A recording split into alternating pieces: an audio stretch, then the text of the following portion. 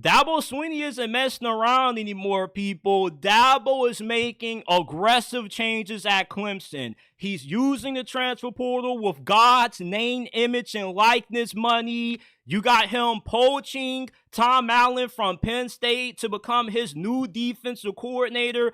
Dabo Swinney is doing what a lot of people thought he was unwilling to do, and that's adapt. And that should scare all of college football. Because remember what Clemson used to be a few years ago. Not too long ago, Clemson was widely considered to be the next dynasty in college football. When you went from Taj Boyd to Deshaun Watson, you won your first ever national championship. Then you go from Deshaun to Trevor Lawrence, you won your second ever national championship. Clemson was on a really fast trajectory to being one of the most dominant programs in this sport. And then all of a sudden, Trevor Lawrence leaves and they kind of plummet back down to reality. And it seemed like the game was passing Dabo Swinney by. His stubbornness was getting the best of him and was holding this program back. Well, no longer. I mean, Tom Allen, to be able to steal him from Penn State is an incredible hire by Dabo Swinney, because now he has two of the best coordinators in college football. Remember, he has Garrett Riley as his offensive coordinator, who he poached from TCU. And if that last name sounds familiar to you, yes, Garrett Riley is related to Lincoln Riley, the current head coach at USC. This is his younger brother.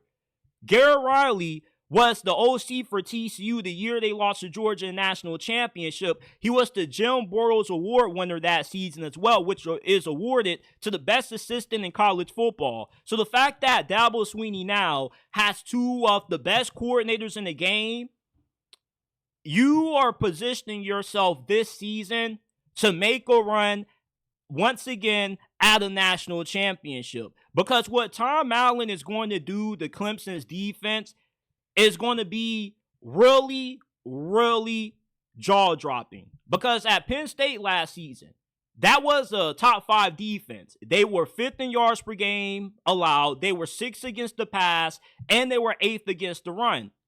And Tom Allen's going to be replacing former defensive coordinator Wes Goodwin, who Dabo Swinney parted ways with after 3 years with the program. And a large reason why he decided to make a change at defensive coordinator is because Texas was just obliterating Clemson on the ground in the run game.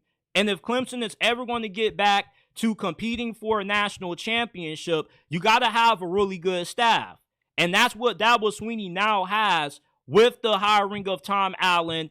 And you pair him up with Garrett Riley as the offensive coordinator. This is one of the best staffs in America.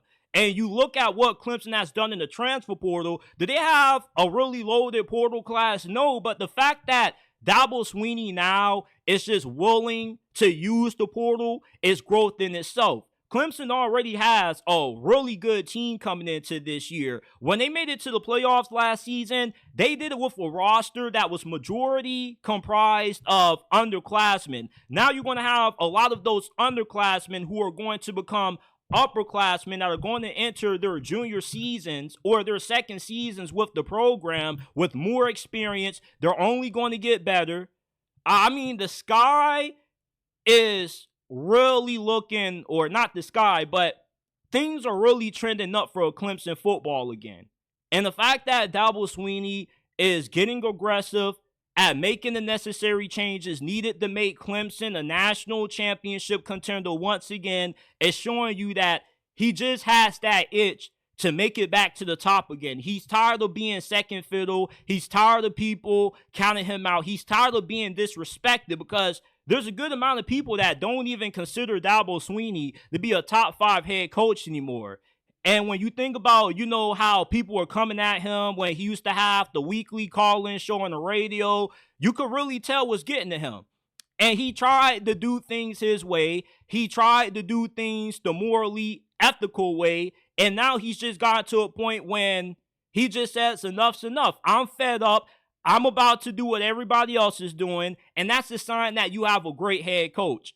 And Dabo Swinney, even if he didn't take this aggressive approach this offseason, using the transfer portal, making the necessary changes that he needed to make on the coaching staff, he already proved everybody wrong, because Nobody thought Clemson would ever get back to the playoffs again with the refusal to dive in the portal. Well, Dabo did that. So it kind of was a middle finger to everybody, and now he's using what everybody else is using to increase their chances to win it all. So I expect Clemson to be competing for a national title this year. I'll be really shocked if we don't at least see Clemson making it to the second or the third round of the CFP in 2025. They have a really great team coming into this upcoming season. You got Cade Klubnik, to me, looks like a top 3 contender to win the Heisman Trophy. Did you see the way Cade Klubnik was throwing that rock against Texas?